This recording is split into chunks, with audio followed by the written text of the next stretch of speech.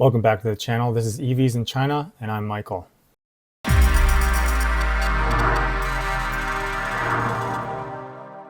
Conservative leader Poilievre says he would impose big new import taxes on a host of Chinese-made goods, including electric cars, solar panels, and semiconductors, if his party wins the next election.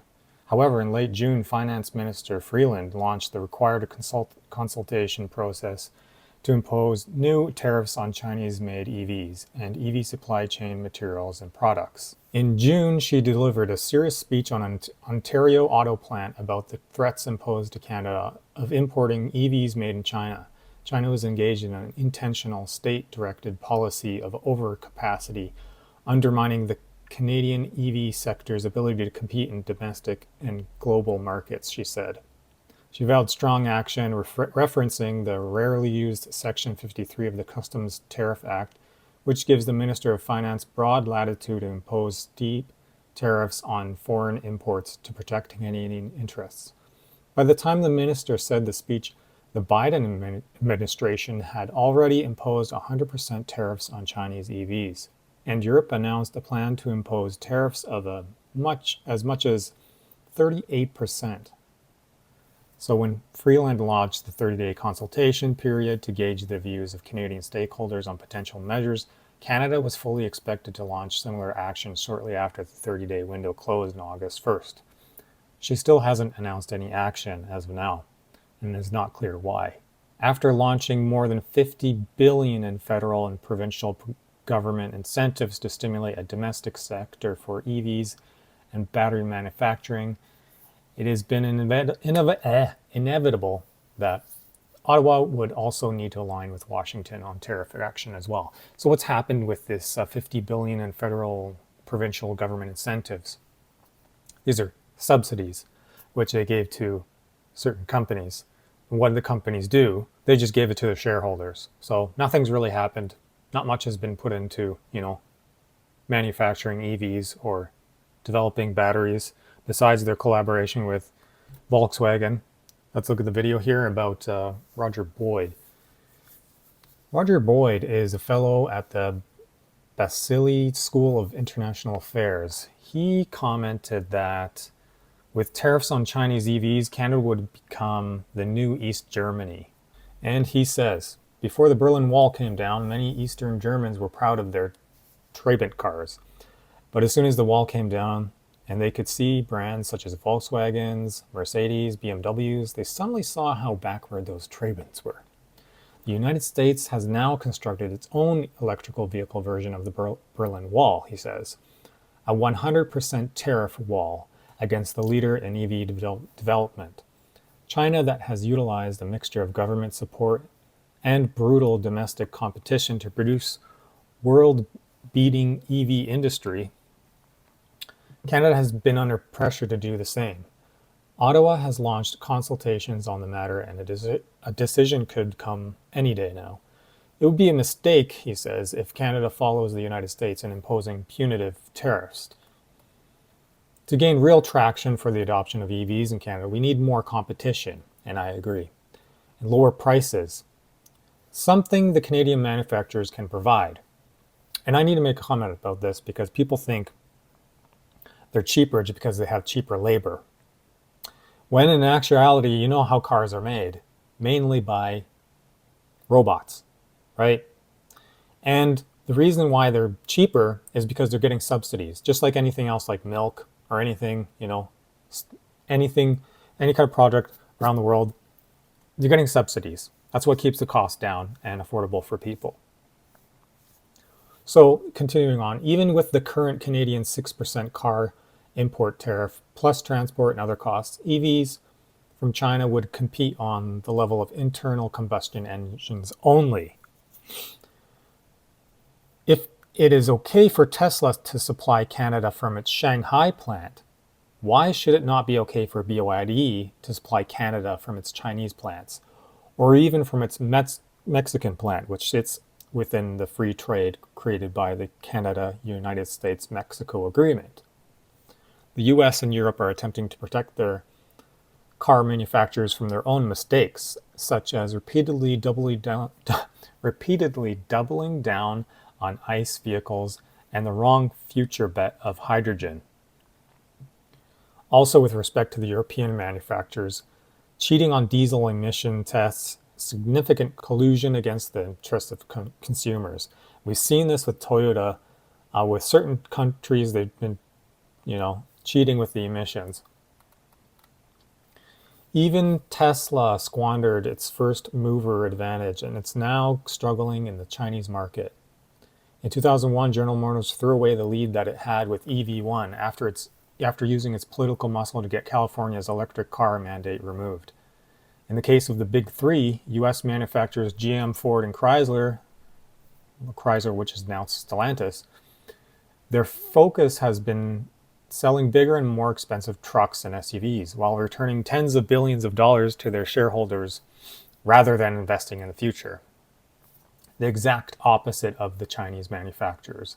Some argue that China is unfairly, quote, in quotations, supported its EV industry, but Canada has very long history of giving government money to US car companies through bailouts. For example, in 2009 bailout, $13 billion to GM and Chrysler, subsidies, grants, incentives, and loans. In return, Canada has received little real benefit, with dwindling Canadian workforce for the big three. So you see this in the past, and I want to make a comment, is that why don't we just do what Mexico is doing as well, and what they had done in the past with manufacturers like Japan, or even the maybe Korean companies. But for example, when the Japanese companies came over, they said, well, as long as you build in our country, then we'll allow it. Like, they'll be able to manufacture within the United States, then we can work something out. I mean, that's what they're doing even in Europe. So why not in Canada? 15 years ago, you have most of the European car manufacturers have plants in China. They produce cars from there and actually export them back to Europe. It's not a case of cheap labor anymore within China. They are the most advanced manufacturing country in the world. And it's that, plus the huge levels of automation, etc., which is driving their ability to produce cars that's cheap. They're actually leading in the technology, including in plug-in hybrid technology now as well, which now Toyota is going to use the plug-in hybrid technology from BYD, for instance. What about the argument that we need to protect our nascent EV industry until it can compete with China? What nascent EV industry?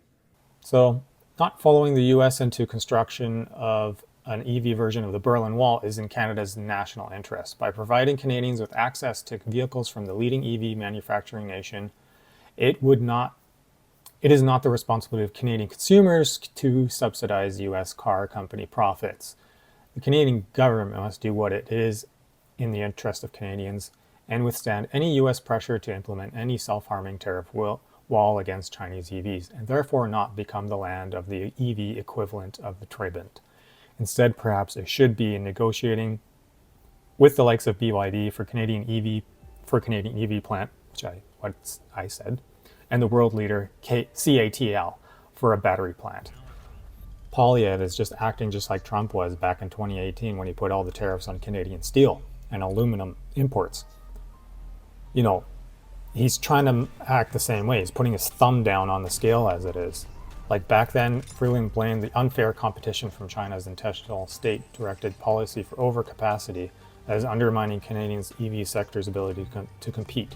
She insisted it is actually not playing by the global trade rules, which is controlled by whom? But who is she kidding?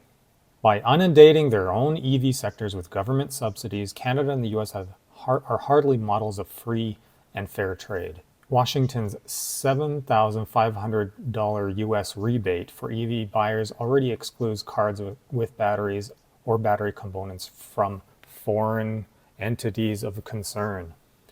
And Ms. Freeland suggested Canada's rebate could also be denied to buyers of Chinese-made EVs. Other EVs in Europe, they're thinking about doing the same, even with the technology, like even in the US too, using any kind of tech. I can understand that if you want to use Google or Apple, I can understand using companies like that, the more domestic ones, into the vehicles and somehow implementing them that way.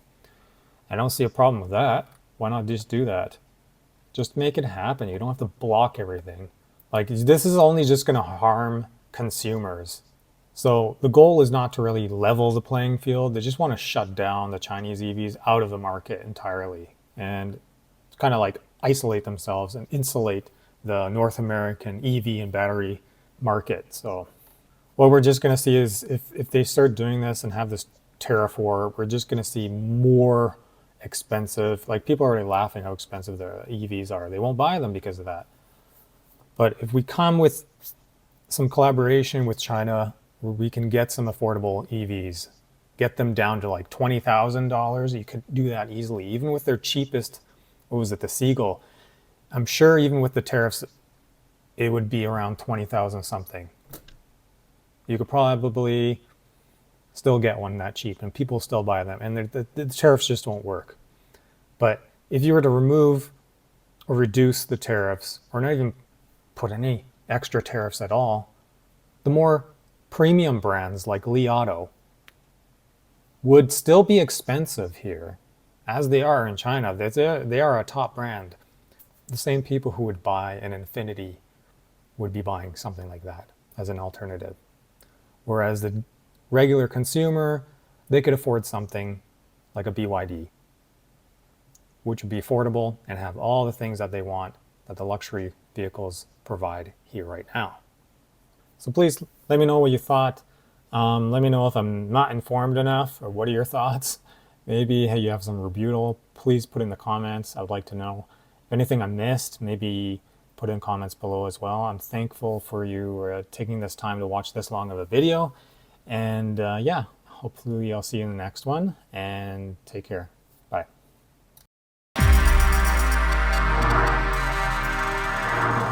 If you haven't already, please check out my car reviews over here. Please leave a comment and give a like. Subscribe if you want to.